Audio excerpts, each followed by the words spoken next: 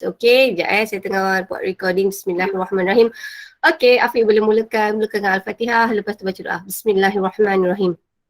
Mulakan. Bismillahirrahmanirrahim. Alhamdulillahirabbil alamin. Arrahmanirrahim. Maliki yaumiddin. Iyyaka na'budu wa iyyaka nasta'in. Ihdinas siratal mustaqim. Siratal ladzina an'amta 'alaihim ghairil maghdubi 'alaihim waladdallin. Amin. Bismillahirrahmanirrahim. Allahumma iftah 'alaina hikmatak wa anshur 'alaina min khazaini rahmatika arhamar rahimin. Amin. Alhamdulillah, thank you so much. Saya suka korang ada baca doa, especially lelaki. Sebenarnya, tahukah anda tak semua lelaki dia berani nak baca doa. So for those yang berani nak baca doa tu, bagi saya itu adalah first step untuk awak to build your confidence. So maksud saya sometimes benda tu nampak simple tapi sebenarnya benda tu dia bagi impact yang besar untuk awak, especially nak boost awak punya confidence. Alright, sebab tu kadang saya minta tolong bos baca doa. Kalau dah tak ada sangat, saya bagi girls lah kan. So basically Alhamdulillah kelas ni ramai yang boleh baca doa, which is good lah. Kenapa? Sebab lelaki lah, you guys adalah untuk lead. Maksud saya bukan perempuan tak boleh lead, boleh perempuan ni menjadi pemimpin, tetapi kita lebih refer kepada lelaki. Okay, saya bukannya diskriminasi gender, okay. So basically saya tak diskriminasi gender, cuma saya rasa lelaki kan, untuk saya logiknya pun dalam Islam imam lelaki kan kat depan kan. So basically saya nak tengoklah mana yang ada confidence. So sebenarnya tak semua orang tahu ada confidence tu Afiq. Okay, so bila awak boleh baca doa tu actually is good for you. Alright. Okay, saya pun tengah nak train ni Emir, tapi tak tahulah, tak nampak apa lagi Emir. Manja je lebih kan. Alright, now Bismillahirrahmanirrahim. Kita nak, bukan bab 3 lah, bab 4. Teknologi hijau, sorry. Saya sesemua sikit apa pagi. Saya kalau tak cukup tidur, macam ni, saya ada resedung. Alright. Nah, Bismillahirrahmanirrahim. Kita nak cerita pasal teknologi hijau. Tadi bila kita cakap pasal teknologi hijau, kita nak cakap pasal lestari alam. Okey, apakah yang dimaksudkan sebagai kelestarian alam? Kelestarian alam ni sebenarnya nak mengekalkan keadaan asal alam sekitar. Contohnya macam korang nampak hutan, kita nak kekalkan dia dalam keadaan tu. Kalau saya kata macam Bukit Botak tu ada tak lagi kelestarian alam dia? Tak. Kita kata tak, sebab dia dah botak. Dia dah botak kan. Dan satu lagi macam Bukit Botak tu, kenapa dia botak kan? Sebab itu adalah tanah persekitar, tanah individu. So therefore situ dia orang nak buat jalan. Okay. So first of all, korang kena faham apakah yang dimaksudkan sebagai lestari. Lestari adalah untuk mengekalkan keadaan alam sekitar. Maksudnya kalau dia hijau, kita nak make sure dia stay hijau macam tu. Alright. So kemudian dalam melestarikan alam, kita menggunakan satu teknologi yang kita panggil dia sebagai teknologi hijau. Saya suka cerita pasal Olimpik Jepun. So Olimpik Jepun tu dia banyak menggunakan konsep teknologi hijau. Korang ada baca tak pasal Olimpik Jepun tu? You guys ada baca tak? Ada tak yang dia kata katil dia diperbuat daripada cardboard and then cardboard, and then dia punya medal tu sebenarnya dia ambil daripada chips handphone. Korang tahu tak? Pernah baca tak? Betul. Nada ada baca. Yes, very good. So Jepun tu adalah salah satu negara yang banyak menggunakan teknologi hijau. Salah satu sebab kenapa? Sebab dia tak ada sumber asli. Dia tak ada petroleum, dia tak ada gas asli, dia tak ada sumber asli. So dia bergantung pada teknologi. Macam saya nak bayangkan macam Singapura, negara kecil. Dia tak ada sumber asli. So dia terpaksa menggunakan teknologi. Okay, dia nak survive menggunakan teknologi. So kalau you guys baca Jepun tu dia punya tahap recycle dia sangat tinggi. Awak tahu tak, kampung sukan tu pun dia orang akan buat jadi benda lain. And then awak tahu tak, tilam-tilam tu dengan comforter selimut masa dekat Olimpik tu pun dia orang akan recycle kepada benda lain. So basically dia orang punya waste product, bahan buangan dia adalah sangat sedikit sebab dia suka recycle. So macam dia nak buat medal tu dia buat daripada chips handphone. Dalam handphone tu ada chips emas. Dia bayangkan berapa ratus ribu handphone dia orang kena collect untuk buat satu medal. Sebab tu medal dia orang kata, kalau awak perasan dia tak galakkan atlet-atlet gigit sebab itu adalah daripada bahan recycle, which is saya tak sure lah benda yang itu. Dia kata dia tak bagi gigit. Alright. Now, so bila kita cakap pasal teknologi hijau ni adalah satu teknologi ataupun produk sistem dalam usaha memelihara alam sekitar. Now, okay, macam salah satu contoh, kalau awak nak tengok teknologi hijau, kebanyakan teknologi hijau dia buat adalah dekat Putrajaya. Kenapa banyak Putrajaya? Putrajaya adalah bandar terancang. Yeay, Arif masuk. Bandar terancang ni biasanya diorang dah plan nak letak mana. And then Putrajaya tu kalau awak perasan dia tak banyak parking. Sebenarnya Putrajaya tu kita kalau boleh tak buat public transport. Sebab tu kalau awak tengok Putrajaya dia banyak pokok and then awak tak banyak tempat parking. Sebenarnya diorang kalau boleh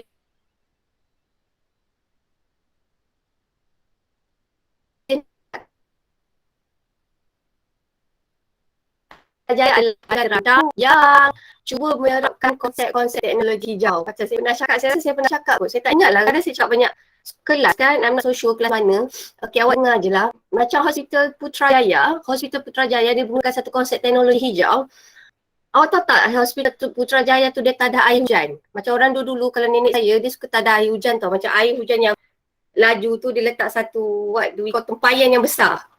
Okay, so tempayan tu bila air tu dah penuh yang tu lah untuk basuh kaki, nak siram pokok whatsoever. Kalau kat Putrajaya tu sebenarnya hospital dia ada satu kawasan tadahan air hujan dekat atas tu. So air hujan tu buat apa? Untuk flush toilet. So bila orang pergi toilet yang dia flush tu sebenarnya dia pakai air bersih tau. Dia pakai air hujan. Which is bagus lah dia dapat menjimatkan kos air. So itu adalah salah satu teknologi hijau. So dekat sini.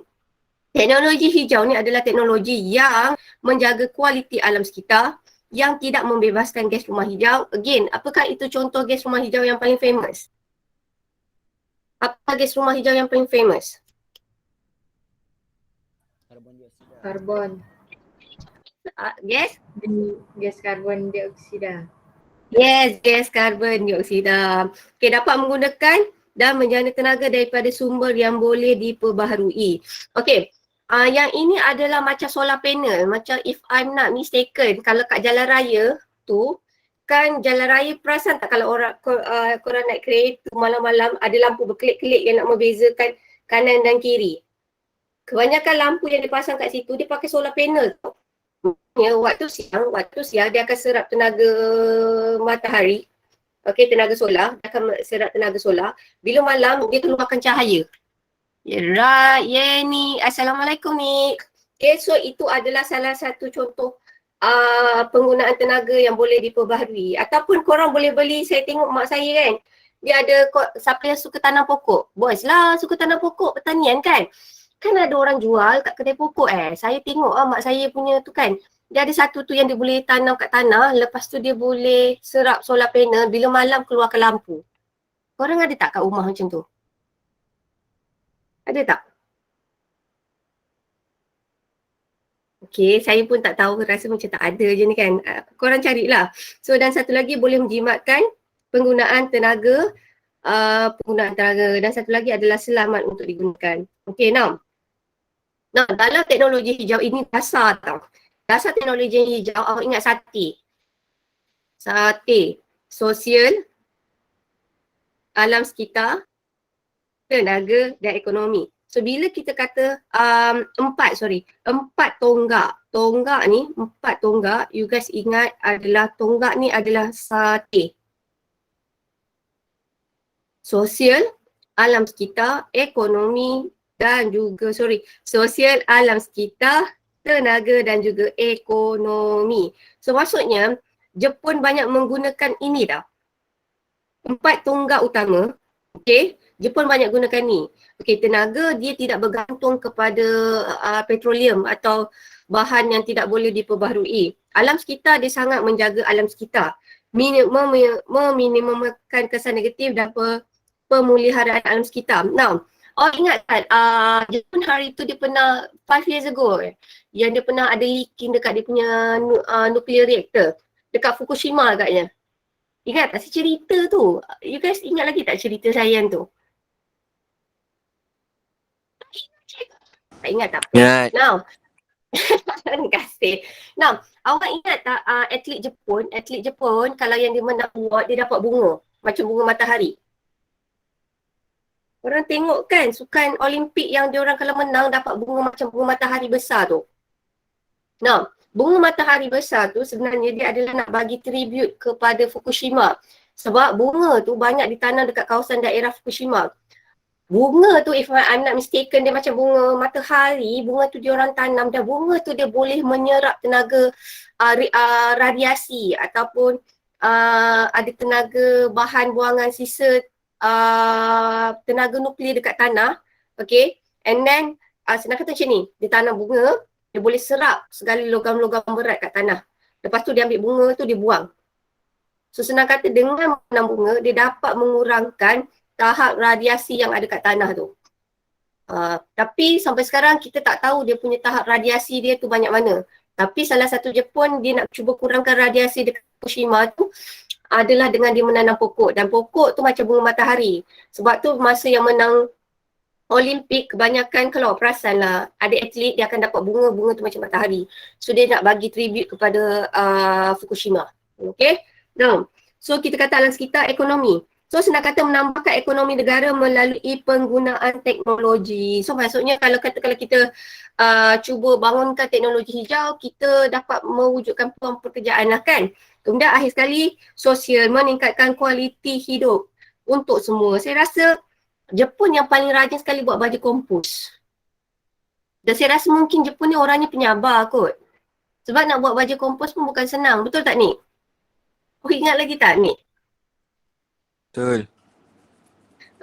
Sebab bila buat baju kompos, kita kena buka selalu nak buangkan gas yang berlebihan tu kan. Sebab dalam baju kompos tu ada mikroorganisma. Bila awak buat baju kompos dia ada wantan tu kena buka. Semua sebab nak buangkan dia punya urea ke whatever. Betul tak ni? Tak ingat cikgu? Betul. Ada tak ni? Betul kan ni? Dia tak boleh kita tutup je macam tu kan? Saya rasa lah betul, kalau betul. kita tutup macam tu. Kalau kita tutup macam tu saya tak ingat tahu kesan dia apa. Tapi memang saya rasa nak buat baju kompos tu bunyi macam senang. Tapi sebenarnya dia perlukan kesabaran. Kenapa kesabaran? Dia perlukan masa lah. Okay. Now, untuk tingkatan 4, untuk level SPM, 4 tonggak utama tadi kita dah cakap, tenaga, alam sekitar, ekonomi dan sosial. Saya tak ulang. Lepas tu ini adalah, kalau you guys perasan biasa saya rasa kat aircon. Saya tahu ada kat aircon peti sejuk, mesin basuh dia ada yang bintang-bintang ni. Nanti korang cuba tengok. Okay, so yang bintang-bintang ni adalah penilaian kecekapan. So maksudnya lagi banyak bintang sebenarnya boleh mengurangkan tenaga elektrik. Maksudnya dia boleh bil elektrik tu sikit. Tetapi bila banyak bintang harga dia mahal. Setuju tak saya cakap? Korang tak pernah beli barang elektrik so maybe korang tak tahulah kan. So sebenarnya bahagian yang ini ni sampai sekarang kita struggle sikit sebab kebanyakan peralatan-peralatan ni yang support alam sekitar yang dapat mengurangkan gas rumah hijau atau dapat mengurangkan penggunaan tenaga, kita ada satu dia punya masalah adalah mahal. Contohnya kalau orang tu tak ada duit kan, mesin basuh dia rosak. Katakanlah ada satu mesin basuh tu harga dia 700, satu lagi adalah 1000. So basically kalau orang tak ada duit, of course lah dia akan pakai yang 700 je kan sebab dia tengah tak ada duit. So basically dekat sini masalah yang paling utama adalah cost. So maybe you guys tak rasa lagi sebab korang belum berkeluarga. So basically korang tak pernah beli lagi barang elektrik kot. So basically saya rasa nak cerita dengan awak pun susah nak faham. Ataupun awak pernah beli tak mentol yang lifesaver? Kebanyakan mentol tu, if I'm not mistaken, suami saya lah, saya tak pernah tukar mentol. Dia kata mentol yang macam begitu, mentol yang macam tu, dia kata cepat meletup. Macam saya tak tahu, jangka hayatnya pendek. Husband saya cakap begitu. Okay, now kita tengok kat sini, ini adalah dia punya ni. Dan satu lagi sekarang kita nak cerita pasal sektor dalam teknologi hijau. Tadi kita cerita pasal dasar teknologi hijau, tonggak teknologi hijau tadi kita kata ada berapa? Tonggak. Tonggak ada berapa? Empat. Okey, apa tu? Sate. Sosial. Sosial, Sate. alam sekitar, Sosial, tenaga, alam ekonomi. sekitar, tenaga dan ekonomi. So sekarang kita, yang ni selalu budak confuse. Itu tadi adalah tonggak, yang sate tu tonggak. Yang ini adalah sektor. Nah, sektor teknologi hijau ada banyak tapi saya ambil yang dalam buku teks je. Bila kita cakap pasal sektor, kita ada sektor kepada tenaga, sektor tenaga, sektor tenaga, sektor pengurusan sisa dan sisa air, kemudian adalah perhutanan dan satu lagi pengangkutan. So ini adalah sektor. So sektor kita ada tenaga, air sisa dan kemudian kita ada pertanian, perhutanan lah. Perhutanan dan satu lagi adalah pengangkutan. Ini sektor tau. Sektor. So sektor kita ada tab. Tab 2 kali P. So tenaga, air, perhutanan dan pengangkutan. Tab. Masalah cara mengatasi. So dalam sektor, ramai orang kata, ya Allah cikgu tajuk ni macam mana ni? So ingat sebenarnya cerita dia senang je. Kita cerita pasal teknologi hijau, kita cerita pasal dasar teknologi hijau. Dasar teknologi hijau kita ada 4. Sate. Kata sektor pun ada 4. Tapi sektor tu kita ada tabs. T-A-P-P. Okay, kita ke pengangkutan. Okay, dalam sektor ni kita belajar masalah dan cara atasi. Okay, right. So kita ambil satu. Okay, saya berdoa harap-harap korang ni bukan jadi macam tikus makmal. Sebab bagi saya, kami cikgu pun we are struggling untuk tajuk. Sebab tajuk ni adalah tajuk baru yang kita orang tak pernah belajar. So kalau awak perasan ini sebenarnya untuk kelas awak dah kali ketiga saya ajar. Dan masuk kali ketiga saya dah jadi makin hebat. Tapi saya kesian dekat awak lah. Maksud saya untuk jadikan saya kena mengajar 3 kali. Faham tak? Maksud saya hopefully saya tidak membuangkan masa awak lah. Okay, alright. So tadi kita kata tabs kan. So kita ada yang pertama kita ada sektor tenaga. Tadi saya kata mula-mula kita belajar. Okey, dalam sektor tenaga, apakah masalah utama? Masalahnya ada banyak pencemaran. Pertama adalah pencemaran udara, pencemaran air, semua masalah alam sekitar. Pembuangan sisa yang tidak terancang, and then penebangan hutan dan juga pemanasan global. So, senang kata dalam sektor tenaga ni, masalah paling utama adalah macam kilang. Kilang kan dia menggunakan tenaga. So, untuk kilang tu berfungsi, dia kadang-kadang dia menggunakan bahan api yang tidak boleh diperbaharui. Contohnya petroleum, contohnya gas asli. So basically, apakah masalah dia? Dia akan menyebabkan gas rumah hijau banyak kan? Bila karbon dioksida banyak, dia akan menyebabkan apa? Dia akan menyebabkan pemanasan global, pencemaran udara, pencemaran air. Kalau ada orang tu jahat, dia pergi buang bahan-bahan sisa daripada kilang tu pergi ke sungai. Sebab tu kadang Selangor tak ada air. Kenapa Selangor tak ada air? Sebab ada orang jahat pergi buang bahan-bahan toksik tu kat dalam sungai. Kemudian penebangan hutan. Apa kaitan penebangan hutan? Korang nak buat kilang, korang kena tebang hutan. Okay, sebab tu kita kata sektor tenaga. So masalah dalam sektor tenaga, okay, adalah dia boleh mewujudkan pencemaran. Okay, so ini adalah masalah ni semua, masalah. So bila ada masalah, macam mana kita nak atasi?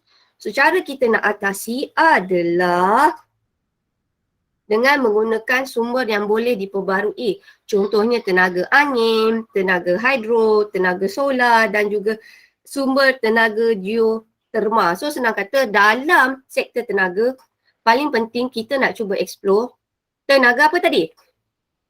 Tenaga ni semua apa? Kita panggil tenaga yang boleh diperbaharui atau tidak boleh diperbaharui. Come on guys. Awak macam nak saya lah. Tadi dia kantoi, saya masuk bilik dia, rupanya dia belajar sambil dia baring dalam selimut. Dia kata, tapi dia kata cikgu dia tak. Ya. So ini adalah salah satu cara lain tau. Kalau lah kat rumah, korang pakai apa? Korang guna LED. Macam sekarang kan korang suka hias bilik korang dengan lampu LED letak tepi dinding semua tu kan. Itu adalah lampu LED, lampu tu tak menggunakan minyak tenaga. And then pakai panel solar. So kadang-kadang ada rumah ada panel solar. Yang ini adalah pintu dengan tingkap selalu tertutup. Aircon paling elok korang gunakan suhu dia paling sejuk ataupun just nice. Mana satu yang paling elok? Just nice.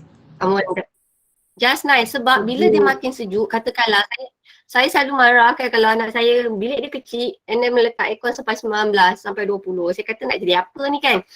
So basically kenapa? Sebab makin awak letak suhu tu makin rendah, makin sejuk, sebenarnya dia menggunakan banyak tenaga. So maksudnya bil elektrik akan jadi lebih tinggi.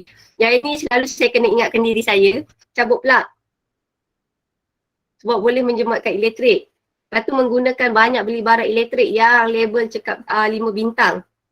Ni tadilah jangan terlampau sejuk. Okay, ini tadi kita dah settle. Sektor yang pertama. Sekarang sektor yang kedua adalah pengurusan sisa. This one kita masih lagi struggle. Sebabnya untuk pengurusan sisa, macam orang Jepun, dia orang ada tempat khas untuk buang sisa-sisa dia. Awak tahu tak yang uruskan dia orang punya sisa, macam yang buang sampah tu semua adalah engineer tak, orang yang hebat. Dan Jepun ni orang adalah sangat disiplin, dia orang ada tong sampah asing-asing. Kalau kulit-kulit sayur-sayuran tempat lain, kalau yang minyak-minyak boleh lah tempat lain, kalau kertas tempat lain, plastik tempat lain. So pengurusan sisa adalah salah satu cara kita nak menguruskan benda tu. Tapi macam kita malas, kita letak semua satu plastik. Setuju tak? Kita belum sampai tahap tu. Tapi kita nak cuba ke arah situ. So maybe kita tak boleh buat untuk generasi sekarang. Nanti masa korang jadi mak-mak nanti, korang ada family, hopefully masa tu kita Malaysia kita dah boleh menguruskan sisa-sisa itu lebih baik. Okey, nah macam ni kan, kumbahan sisa kimia dibuang dalam sungai. Ni tak bagus lah. Sisa makanan yang tidak lupa dengan baik. Okey, kemudian penjanaan dengan pengurusan tenaga penguraian pepejal. Korang main bakar sampah sukati je kat tepi rumah kan. And then Malaysia kira-kira 268 juta tan kertas dihasilkan setahun yang menyumbang kepada sisa utama pepejal. Sebab tu kita cuba kontrol, kita nak cuba guna paperless. Maksudnya mengurangkan penggunaan kertas. Okay. Now itu adalah sektor kedua. Tadi sektor pertama tenaga, sektor kedua adalah sisa air sisa. Sektor ketiga apa?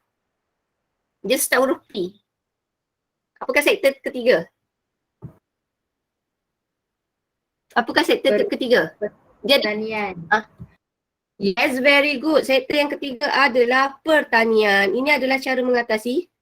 Okey, cara mengatasi mencegah, mengurangkan, mengasingkan, rawatan memproses biologi, baja organik, tolak, kurang, guna semula, recycle lah 5R. Okey, so kita ada reuse, recycle, reduce, banyaklah ni pemulihan, saya tak ingat. Okey, ni this one. 5R which is refuse, reduce, reuse, recycle, recovery. Okay, now kita tengok sektor yang seterusnya adalah sektor pertanian dan perhutanan. Okay, pokok balak ditebang untuk pembukaan tanah, penerokaan hutan, pembakaran terbuka dan penggunaan racun serangga dan kimia. Okay, so ini adalah masalah-masalah utama dalam sektor perhutanan dan pertanian. Secara mengatasi, tanamlah semula pokok, mengawal aktiviti pembalakan, baja kompos. Now, saya nak bagi tahu awak, kenapa teknologi hijau dalam sektor ni kita ajar awak, sebenarnya kita ajar awak, kita nak cuba lahirkan orang-orang yang politik atau tak kisahlah korang kerja apa, jadi businessman ke whatsoever, korang jadilah orang yang menghargai alam sekitar, yang menghargai pokok. Saya bukan pejuang pokok, tapi bagi saya kita adalah khalifah kat bumi ni. Pokok-pokok pun, alam sekitar ni pun, tumbuhan haiwan ni pun orang kata ciptaan Allah. So kita ni yang lebih bijak, yang sebaik-baik ciptaan Tuhan ni, kita kenalah cuba nak defend mana yang kita boleh defend. Kita cuba jaga alam sekitar. Sebab dalam agama pun saya rasa kita dalam Islam pun sebenarnya kita selalu terlepas pandang. Yang sebenarnya selalu kita lupa yang tumbuh-tumbuhan, haiwan, kucing ni semua kan ciptaan Allah. So basically kita cubalah sedaya upaya kita, cubalah bertanggungjawab, jaga juga kita nak lahirkan ramai orang yang ada empati kepada alam sekitar. Tak kisahlah you guys jadi apa sekalipun. Okay, so sebab tu awak nampak tajuk ni macam la tapi sebenarnya tajuk ni tanggungjawab dia besar tau. Now, sektor terakhir adalah pengangkutan. Okay.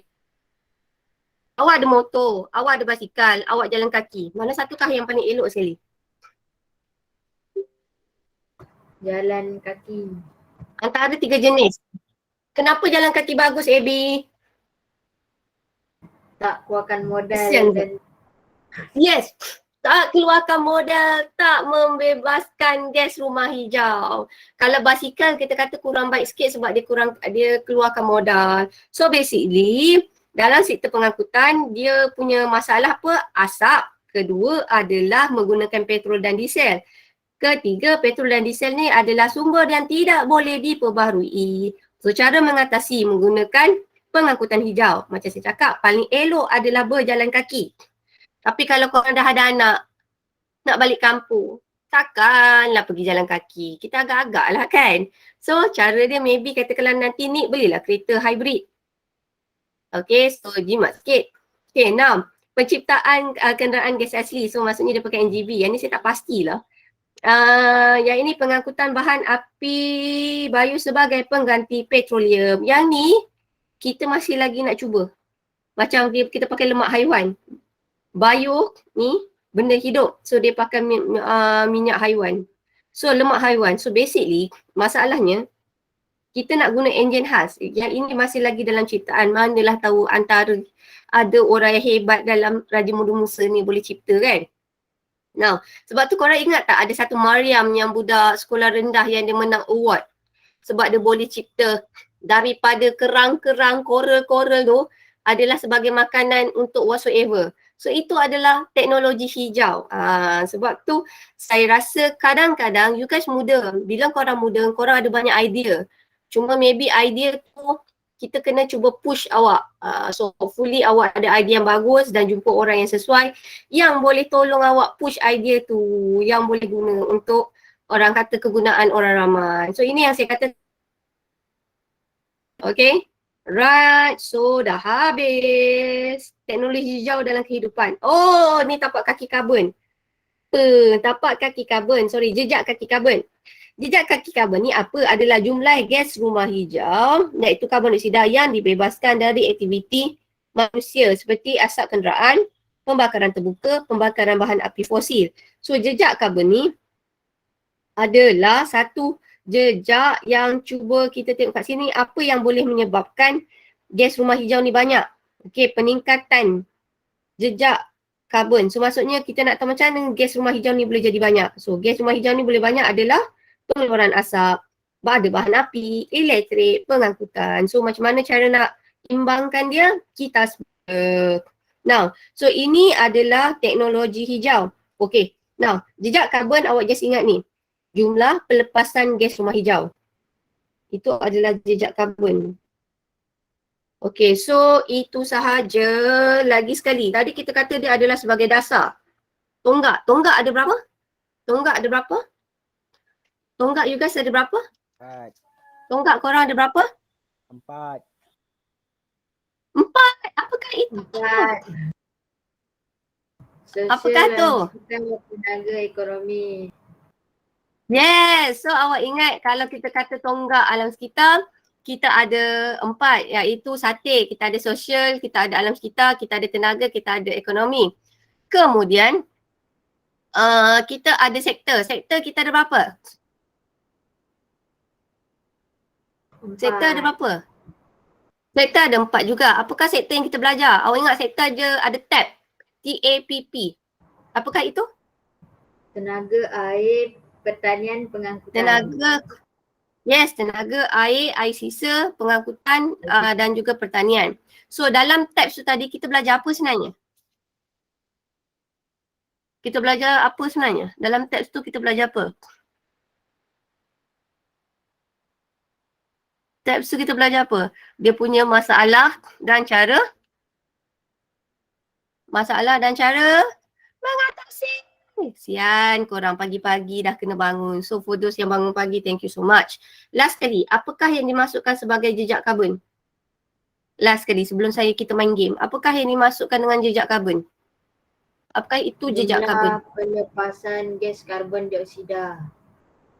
Yes, jumlah pelepasan gas karbon dioksida. Kejap got it. Saya nak bagi awak main Kahoot ni. Kejap Bismillahirrahmanirrahim. Kejap kejap library. Saya rasa sebab di pagi dan hari Jumaat, saya tak tahulah apa kaitan dia. Tapi Bismillahirrahmanirrahim, kita cuba Saya rasa banyak korang dah burn out. Dia macam makin banyak bagi teknik. Saya tak tahulah, agaknya masa kita bagi teknik menjawab, you guys banyak teknik menjawab, korang banyak je dengar tapi tak buat benda lain, otak korang penat. Ke korang rasa macam tu? You guys punya otak rasa penat ke? Ada tak rasa penat? Otak korang ada rasa penat tak? Sekejap Bismillahirrahmanirrahim. Kenapa ni Sekejap. Ya Allah, ya Tuhanku. Sekejap. Dia kan macam ni. Saya punyalah dah setting Kahoot ni. Sekejap Bismillahirrahmanirrahim. Okay, Alhamdulillah. Sekejap Klasik. Get ready. Sekejap Line tak bagus sikit lah. Saya nak pakai Kahoot ni. Sekejap. Alhamdulillah. Sekejap. Saya bagi copy. Saya bagi dekat awak punya chat ni. Sekejap Okay, awak tekan yang link www tu, masuk pin dia. Sekarang. Try masuk sekarang. Okay. Okay. Sekejap Bismillahirrahmanirrahim. Saya nak share screen. Your entire screen. Ya. Alright. Korang cuba masuk. Waiting for players. Try. Waiting for players. Afkar masuk. Alhamdulillah Afkar boleh lepas. Okay, hi. Okay, baru ada Afkar. Korang masuk je, tekan dekat, saya ada chat tu. Okay. Korang tekan dekat chat, lepas tu masuk dia punya password ni 36308886. No name ni siapa? Lepas tu kita ada Nada.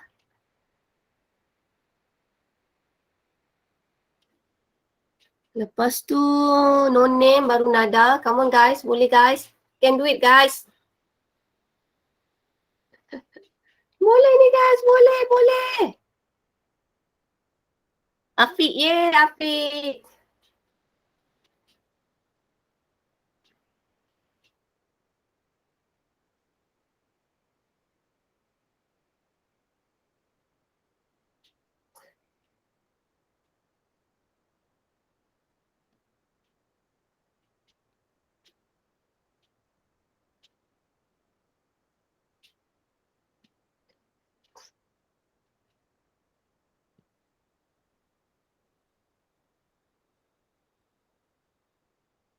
Okay, masuk semua?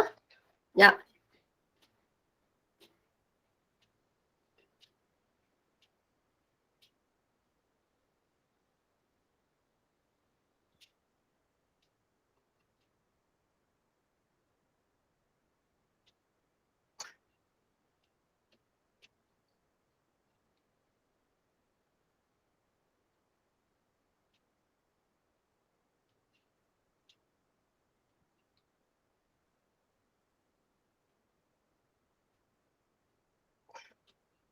Right, okay, so kita ada Haziq, kita ada Nisa, kita ada Arif, kita ada Haris, kita ada Afiq, Nada, Nonim, Afkar. Okay, yang lain semua nak masuk. Ni, Kamala, ni, mana satu ni? Awak kan suka main game. Dafa yang mana satu?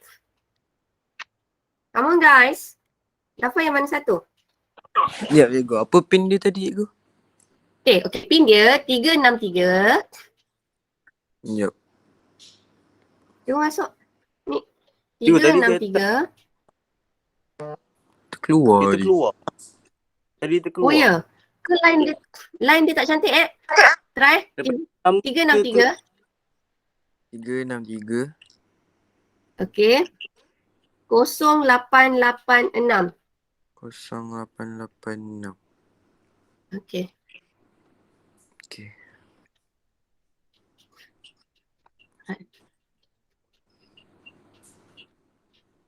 Alright, so Dah. alright.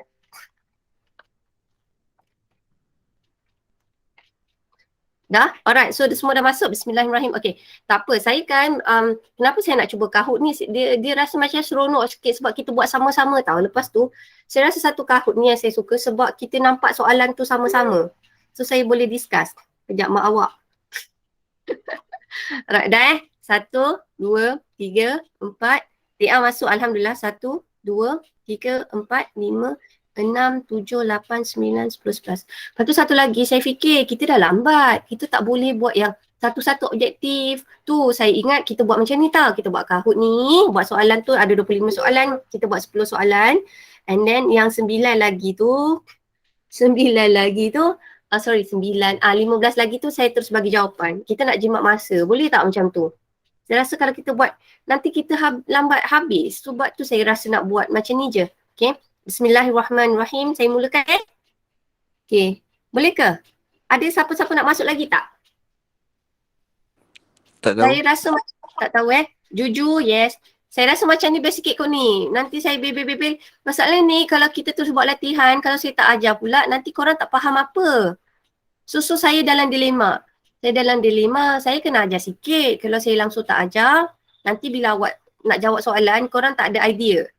Kalau saya suruh baca buku dulu, korang baca tak? 4, 5, 6, 7, 8, 9, 10, 11. Jujur, baca tak? Korang baca tak? Entah. Malam tadi. So basically saya bagi idea sikit. Tapi saya bagi idea tu saya tak nak lama sangat. Sebab kalau cakap lama-lama pun boring kan. So basically saya nak kena ajar sikit. Lepas tu buat latihan. Tapi saya tak boleh buat latihan yang macam selalu kita buat tu. Sebab latihan tu lambat. So basically saya kena fikir pula latihan. Tapi kertas satu ni bagusnya satu sebab dia nak tahu korang faham ke tak. Alright, so kita mula Alright, bismillahirrahmanirrahim. Teruskan. Kita start sama-sama. Okay Saiz negara tempat teknologi. Saya salah sebenarnya bab berapa ni sebenarnya ni? Bab 4, saya minta maaf tau.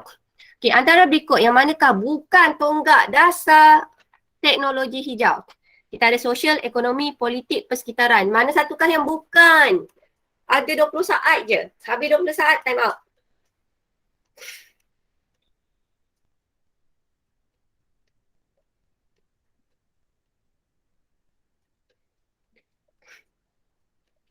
Come on. Alright. So tadi dasar teknologi hijau kita ada sate. Ingat tak sate? Kita ada sosial, kita ada alam sekitar, kita ada tenaga, kita ada ekonomi. Politik tak masuk. Okay, next question. No name ni siapa? Hebat. Next. Okay, please kita try. Antara berikut yang manakah merupakan kepentingan teknologi hijau? Pertama, meningkatkan pengeluaran karbon. Kedua, mengurangkan tahap kehidupan manusia. Ketiga, mengatasi masalah kemusnahan alam sekitar. Keempat, yang square ni menggunakan tenaga yang tidak boleh diperbaharui. Ni logik yang awak nampak yang paling positif sekali jawapannya. Apakah itu? Teka. Yay! Very good. Adalah mengatasi masalah kemusnahan alam sekitar. Senang kata kepentingan teknologi hijau. Apa kepentingan teknologi hijau? Kita nak kurangkan gas rumah hijau, kita nak kurang menggunakan tenaga. Kenapa kita tak pilih yang 4 segi ni? Saya rasa macam Squid Game pula. Okay, adalah sebab tenaga yang tidak boleh diperbaharui adalah seperti petroleum, gas asli. So yang itu sebenarnya kita tak boleh bergantung kepada tenaga yang tidak boleh diperbaharui. Apakah yang dimasukkan tenaga tidak boleh diperbaharui? Maksudnya tenaga ni nanti lama-lama dia akan habis. Teruskan. Short sikit kan macam ni, dia laju sikit kan? Lepas tu saya tahu kita buat sama-sama. Semua orang buat. Tak adalah yang tidur. Sorry. Kita teruskan kuis. Antara berikut yang manakah tidak mengaplikasikan konsep teknologi hijau? Pertama, menggunakan petroleum berpelambung. Kita dah tak ada ni. Menggunakan kereta hybrid. Menggunakan baja kompos, menggunakan Pemanas suria. Pemanas suria ni. Pemanas suria. Dia kata kat sini tidak tau. Tidak. Ya, jawapannya menggunakan petrol berpelambung. Okey, saya bagi tahu awak. Apakah itu petrol berpelambung? Sebenarnya yang ada dekat Malaysia, kalau korang isi minyak, korang akan perasan semua dia tulis kat situ adalah unleaded petrol. Kenapa sebenarnya pelambung ni, ini zaman saya kecil-kecil dulu yang kita orang pernah baca. Zaman saya kecil-kecil dulu, petroleum ni ada pelambung. Pelambung ni boleh dibebaskan. Rumah hakim masuk. Pelambung ni boleh dibebaskan melalui asap. Diorang ada buat research masa saya kecil. Saya ingat lagi lah saya baca. Nampak tak saya nerd sikit kan? Saya baca, dia kata masa zaman saya kecil-kecil dulu, budak-budak yang duduk kat bandar, yang hidup banyak asap, dia punya IQ akan jadi rendah berbanding budak-budak kat kampung. Therefore, diorang cipta petrol yang ada dekat sekarang sebenarnya tak ada pelambung. So sebenarnya kita punya petrol semua tak ada pelambung. Alright. Pelambung tu bahaya. Okay, teruskan. Next, non-name ni siapa? Hebatlah. Okay, antara berikut yang manakah merupakan sumber tenaga yang tidak boleh diperbaharui? Yang akan habis. Tidak boleh diperbaharui maksudnya one day dia akan habis. So mana satukah adalah tenaga yang tidak boleh diperbaharui? One day dia akan habis. Ni hopefully semua orang betul lah. Come on guys. 3, 2, 1. Time out. Alamak. Jawapannya adalah bahan api fosil. Contoh bahan api fosil adalah petrol dan juga diesel dan juga gas asli. Okay, now tak apa kita belajar daripada kesalahan. No name ni siapa? Hebatlah. Quiz Nak 5. Okay. Okay, antara berikut yang manakah bukan sebahagian daripada konsep 5R? 5R tadi kita ada reduce, kita ada recycle. My God, saya dah lupa. Kita ada mana satu yang bukan. Saya tak ingat lah nota dia. Apa tadi AB? Ya Allah. Kita ada reduce, kita ada recycle, kita ada rethink, kita ada refuse. So jawapannya adalah rebuild. Yes, very good. Banner semula. Tak ada, kita tak ada banner semula. Alright. No name ni siapa? Korang semua tak nak mengaku lah. Siapa no name? Tahu. Ya Allah. Ya, misteri betul. Bagaimanakah kita boleh menangani isu sosio-saintifik dalam sektor pertanian dan perhutanan? Macam mana kita nak jaga hutan kita dan juga pertanian ni, kita buat apa? Mengamalkan konsep 5R ke? Menanam semula pokok ke? Menggalakkan proses rawatan biologi ke? Atau pengasingan sisa? Jawapan ni semua betul, tapi tengok.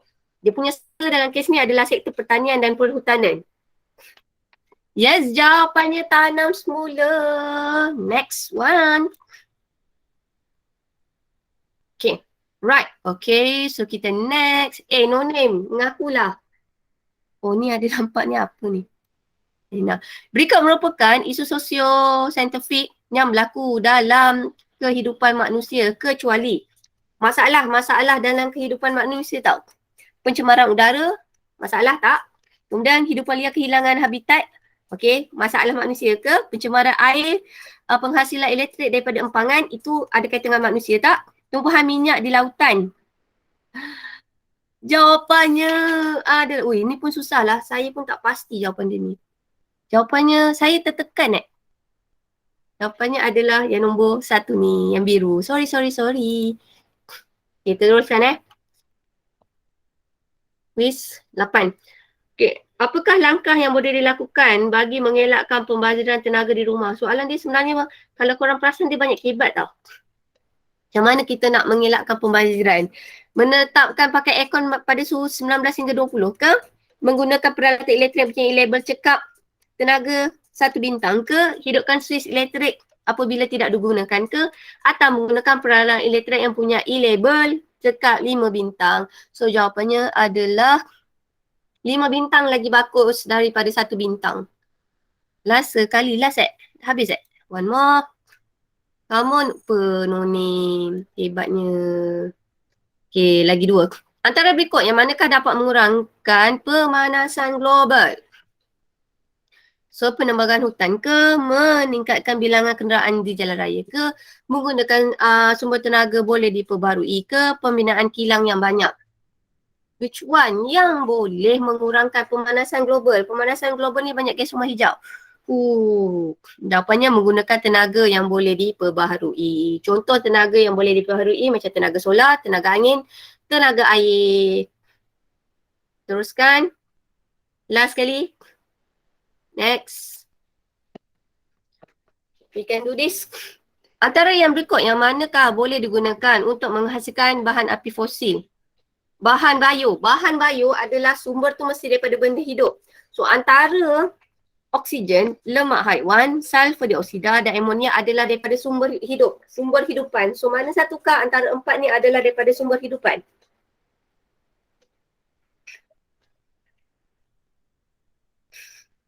Jawapannya adalah lemak haiwan. Right. So, podium. Yang kita tengok. Nombor 3 adalah Hafiz. Nisa. Nisa Asoska. Oh, nombor. Ni siapa ni? No name. Apa no name ni sebenarnya? Siapa no name? Tahu cikgu. Saya. Mengakulah no name. Ah. Tahniah. Alhamdulillah. Bibi agak lah. Abby ni humble pula, tak nak cakap pula dia kan. Nyampah. Okay, cancel Alright, so kita dah habis, jom. Awak ada buku PTRS dekat awak tak? You guys ada buku PTRS kat awak tak? Ada. Macam nak tengok? Ada? Alhamdulillah. Okay, sekejap. Stop sharing. Alhamdulillah. Okay, now so kita tengok. Okay. Saya laju je jawapan dia sebabnya saya fikir kita dah tak boleh buang-buang masa sebab kita dah nak buka sekolah tau. So saya rasa kita dah tak boleh lalala tau. Selama ni kita lalala sikit tau, macam awak dapat cikgu yang relax tau. Okay. So kita terus bagi jawapan je. Bismillahirrahmanirrahim. So buku PTRS awak, okay, muka surat 17. Saya tak share. Sekejap. Share screen. Nak laju sikit tau. Hari ni nak terus habiskan objektif. Start broadcast.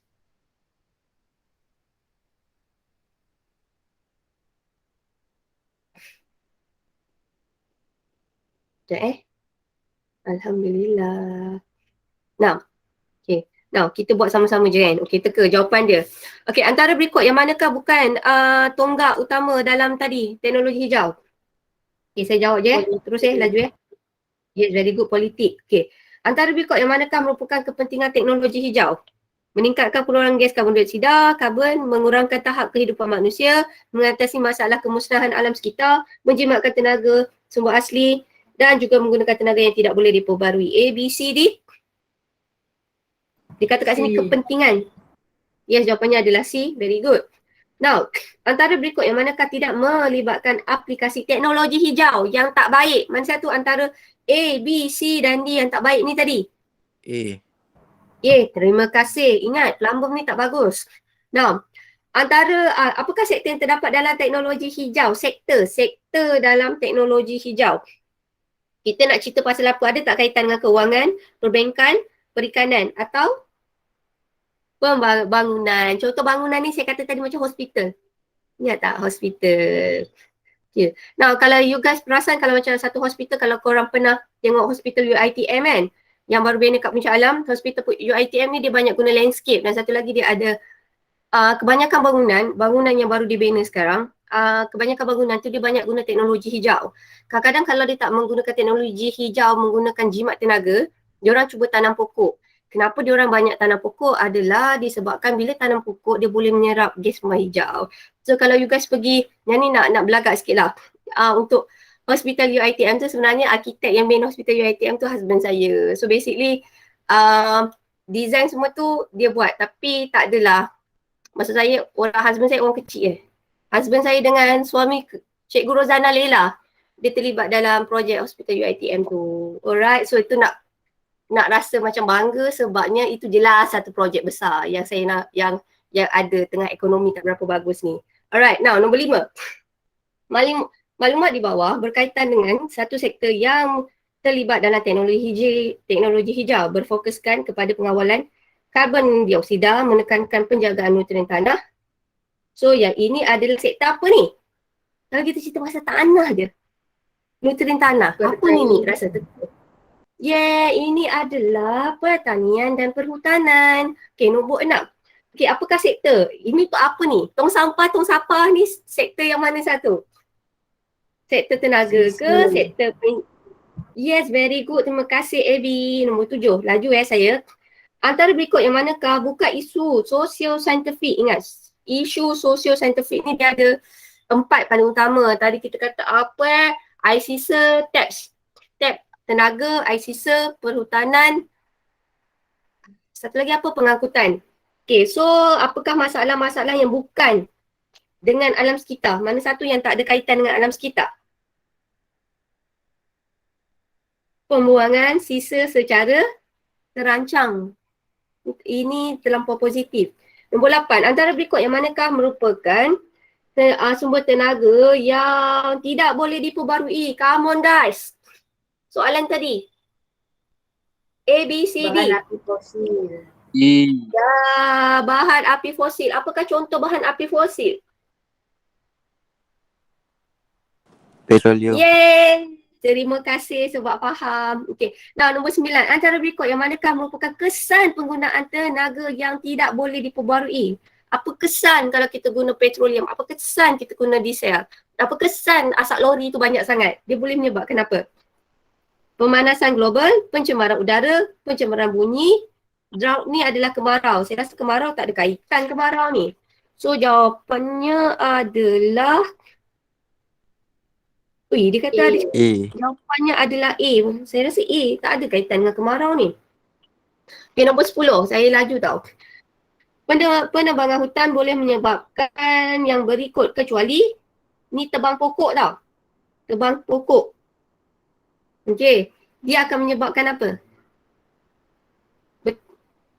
Kalau pengurangan tahap karbon dioksida, bila kita tebang pokok, gas karbon dioksida makin kurang ke? Tu je. Tak. Tak, dia makin banyak. Senang kata macam ni, kalau banyak gas rumah hijau, suhu meningkat. Mana ada orang pergi duduk dekat pokok, dekat hutan, awak rasa panas. Biasanya dekat hutan awak rasa sejuk kan? So yang ni tak logik lah. Okay, nombor 11. Rajah 2 menunjukkan label cekap tenaga yang terdapat pada peralatan elektrik elektronik. Ni 5. 5 ni sebenarnya hebat ke tak hebat? Bagus ke tak korang beli ni? Bagus kan? So, apakah P? Sekejap, saya pun tengah tengok jawapan ni. Maafkan saya. Okay, jawapan dia adalah 11 tu ke? A, B, C, D. Semakin banyak bintang, semakin apa bagus dia? Semakin cekap tenaga atau tak cekap? Cekap C. Cekap. Jawapannya adalah C. So, yang boys sekarang ni kan, besok kalau korang nak kahwin, korang satu simpan banyak duit, bukan. Provide lah rumah awak tu, ada tanamkan dalam hati awak. Starting from now, nanti kalau ada rumah, hopefully awak belilah banyak rumah. Banyak rumah yes, kalau ada rezeki. Banyaklah peralatan elektrik yang ada 5 bintang. Tapi macam saya cakap, peralatan 5 bintang ni dia punya struggle satu, harga dia mahal. Tapi kalau lah boleh, cuba. Manalah tahu ada rezeki lebih, tiba-tiba ni jadi businessman kaya raya kan. Belilah dalam rumah tu semua yang peralatan 5 bintang. Okay? Alright. Now, apakah kesan yang berlaku jika tapak pelupusan sisa pepejal tidak diurus dengan baik? Korang buang sampah rata-rata, suka hati korang je. Apakah yang berlaku? A, B, C, D? C. C menyebabkan tanah berasid. Okey, saya tambah kalau tanah berasid ni biasanya adalah disebabkan oleh ni tau. Hujan asid. So dia tak ada kaitan, tapi good tries. Kalau saya pun jumpa tu. Okey, so ni tak betul, jerbu tak betul, ni tak betul. So mana satu? Guess. Rumah hijau. Sebenarnya awak tahu tak sampah-sampah ni, bila sampah kita buang rata-rata ada banyak mikroorganisma tau. Bila banyak mikroorganisma ni benda hidup. Apa-apa je benda hidup, dia akan hasilkan gas rumah hijau. Dia akan hasilkan gas karbon dioksida. So kalau bahan sisa ni kita buang rata-rata, mesti ada mikroorganisma tu yang akan datang. Tapi yang ni jawapan ni saya faham kenapa awak salah. Kalau awak tanya budak bayu pun dia tak tahu jawapan dia ni. Hebat sangat ni. Okay, now nombor 13. Antara berikut yang manakah bukan sebahagian daripada konsep 5R tadi? A, B, C, D? Come on guys. B. Sorry tau saya laju. Now, antara berikut yang manakah dapat mengurangkan pencemaran air? Mana satukah yang dapat mengurangkan pencemaran air? 14. Come on guys. C. Yes, C. Sebab tu Indah Water tu sangat bagus tau. Indah Water ni sebenarnya dia rawat air sebelum air tu dia bebaskan pergi kat sungai. Sebab sebenarnya kita sangat beruntung, kita Malaysia sangat beruntung, kita ada toilet. Senang kata kita nak cakap macam mana cantik ni, kita ada pengurusan toilet yang sendiri. Kalau orang yang dulu-dulu macam third country, dia orang nak pergi buang air besar pun dekat tepi sungai. Faham tak maksud saya? Kat situlah dia mandi, kat situlah dia nak membuang. So basically kalau yang macam tu sebenarnya adalah tak sihat. Tapi kita kat Malaysia tak pernah dengar macam tu. Betul tak? Tak ada kan? Korang kita bernasib baik. Macam kalau India, korang pernah dengar tak India antara dia punya dori tu kita panggil apa bahasa Melayu panggil? Kalau perempuan kita kata hantaran Awak tahu tak antara pernah India dia buat hantaran dia minta toilet. Pernah dengar tak? Pernah dengar? So macam India tu dia ada satu India dia sebenarnya bagus dia satu tau. Dia hebat, orang dia hebat betul. Kalau orang tu miskin, dia miskin betul. So basically yang miskin tu kesian, kadang-kadang dia tak ada pengurusan toilet yang bagus. Okay, macam kita tak dapat gaps besar macam tu. Macam kalau India dia hebat, betul. Saya nak cakap India tu hebat dia. Macam awak tengok cerita Mak Saleh kan, kalau tengok cerita pasal hackers je mesti daripada siapa? Hackers je kan, macam doktor je. Yang tukang bom-bom yang terror tu sebenarnya India. Macam Squid Game, tapi Squid Game tu bukan. Itu Ali tu bukan, dia pekerja je kan. Tapi saya nak cakap, India ni punyalah bijak, punyalah pandai. Dia memang hebat. Sebab tu kalau you guys perasan, kita sains komputer saya nak promote, bukan sains komputer kita kat Malaysia baru tengah naik tau. Sometimes kebanyakan orang-orang kalau last saya pergi Digital Mall 2 years ago, tak yang kerja kat situ kebanyakannya adalah student-student daripada India. Macam ni saya tahu dia adalah daripada India atau Pakistan, the way they speak tu tak sama. So basically sebenarnya India is very smart. Tapi orang kata dia smart betul, yang susah betul. Okay, now antara berikut yang manakah kesan pembelakan hutan secara besar-besaran? Dia akan menyebabkan apa? 15. Teka? Landslide! Jerebu. Woi, jerebu tu. Okay, macam ni tau. Saya faham. Ni, kalau yang macam Indon kan kita 2 tahun tak ada jerebu kan? Sebab bukannya pasal orang kata dia pembalakan tau. Jerebu adalah disebabkan Indonesia dia biasa dia pergi clearkan hutan dengan bakar. Dia bukan tebang tau. Dia maybe tebang dan dia siap bakar. So jerebu tu adalah daripada yang kalau saya perasan tiap-tiap tahun dulu sebelum COVID ada satu kes memang tiap-tiap tahun jerebu adalah disebabkan pembakaran hutan daripada Indonesia. Saya tak tahu kat mana. Okay. Now, 16. Bagaimanakah kita boleh menangani isu dalam pertanian dan perhutanan? Buat apa? Hutan je pasal apa? Macam mana nak atasi? Kalau hutan je pokok buat apa? Yes, B. Tanam pokok. 17. Very good. Berikut merupakan isu sosial yang berlaku dalam kehidupan manusia kecuali. Come on guys, sikit lagi. 17 jawapannya adalah B, Brazil. Saya minta maaf. 18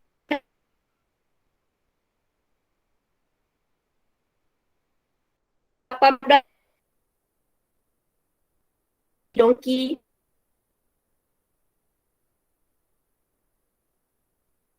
Semua betul saya memang masa meeting. Kemudian apakah yang faktor yang menyebabkan fenomena eutrofikasi? Eutrofikasi ni kalau katakanlah ni nak jadi petani moden tapi ni punya rakus letak banyak baja. Kemudian baja berlebihan tu dia pergi ke parit atau sungai yang berdekatan. So dia berlakunya eutrofikasi. Air tu dapat banyak lebihan fosfat dan nitrat. Dia menyebabkan ada tumbuh banyak alga warna hijau. Bila banyak alga warna hijau, ikan-ikan ataupun tumbuhan yang ada dekat bawah air, bawah sungai tu akan mati. Okay, so apakah jawapannya? Penat saya Bibil ni. Kata apa kat sini? Faktor. Faktor yang menyebabkan. Faktor yang menyebabkan. Anak saya dah mula buat sipar dia tu. Jawapannya? A. Kot. Yes, terima kasih Nick. Okay, now. Bagaimanakah fenomena eutrofikasi boleh bunuh haiwan akuatik tadi saya kata Nick? B. Kot. B. Good. Okay, sebenarnya dia mengurangkan oksigen larut. Sebab bila ada alga atas tu, alga tu dia guna semua oksigen. Bila dia guna banyak oksigen tu dia orang dapat dulu tau. Alga yang dekat atas tu. So yang kat bawah tu tak dapat oksigen. Dia mengurangkan oksigen terlarut. Okay, this one. Paling atas yang paling banyak membebaskan gas rumah hijau. So antara yang ini, mana satukah yang menggunakan banyak tenaga yang menghasilkan banyak gas rumah hijau? C. Kenderaan individu. Yes, si kenderaan individu hebat. Antara berikut yang manakah dapat mengurangkan pemanasan global, nak kurangkan gas karbon dioksida dekat udara? B. Ya, jawapannya adalah B, menggunakan tenaga yang boleh diperbarui. Okey, contohnya macam awak pakai tenaga solar 24. Antara berikut yang manakah boleh digunakan untuk menghasilkan bahan aktif bio daripada sumber hidup? B. Nombor Yes, A1. Brazil. Terima kasih Abby dengan Nick masih lagi bersemangat melayan saya. Thank you so much. Terharu. Okay, now. Gas rumah hijau menyebabkan pemanasan global. So, apakah contoh gas rumah hijau yang paling famous sekali? Karbon dioksida. Hebat. Yay. Alhamdulillah. So, saya nak buat kelas hari Isnin minggu depan. Pukul 8 suku boleh tak? Ke korang nak terus isyak? Isyak, kalau isyak 8.30 lah. 8.30 lah. Saya rasa mesti Afkar nak solat dulu kan? 8.30. Afkar, kalau Afkar dengan Dafa, kalau ada tuition, you guys ada tuition malam, korang tengok recording je. Okay? Tapi kelas yang malam tu saya nak buat untuk PTRS. So kita buat hari Isnin 8.30 lah. Bagi korang lepas semua. Saya rasa isyak pun masuk awal. Yeah? Right. Boleh. Right, terima kasih ni. Ya Allah ni. Saya rasa awak, saya tak tahu. Saya rasa macam ni nampak dah matang. Ke mak awak selalu tazkirah hari-hari? Tak tahu. Tak. Good. Keep it up ni. Okay. Now. Soalan nombor 1. Siapa nak buat soalan nombor 1? Afkar boleh tak Afkar? Boleh juga. Yeay, Afkar sini Lepas tu kita ambil yang soleh-soleh dulu Nombor 1 Afkar. Nombor 2 awak rasa siapa paling soleh Abby untuk buat soalan nombor 2 ni Abby? Cuba awak tengok list nama kat situ Abby. Siapa yang paling soleh yang boleh buat soalan nombor 2? Nick ah. Nick, yay. Nick nombor 2. Okay, nombor 3. Yang ni saya nak bagi orang lain lah. Bagi siapa? Afiq Afiq. Saya tukar saya bagi Afiq. Nombor 4. Saya nak hadis tau. Tapi saya takut hadis tu banyak sangat komitmen. So saya malas nak jadikan dia pressure. Siapa? Arik. Nak bagi siapa? Arik. Ni Arik Arik. Saya bukan pasal apa, everybody saya rasa ada their own struggle tau. So semua orang masalah tak sama kan. Lepas tu hari tu Abby ada buat soalan ni, kita akan discuss. Senang kata macam ni, ada satu masa kita buat soalan objektif je. Ada masa soalan tu struktur je. Saya rasa kalau saya campur dia pening. Soalan ni, siapa nak buat soalan ni? A dengan B. Ni Abby Si Abby? Soalan ni lah yang paling kebat. Baik si AB. Nasib baik Abby kena A dengan B. Ni siapa ni? Nak siapa ni? B. Siapa yang awak rasa ada komitmen yang tinggi untuk soalan ni?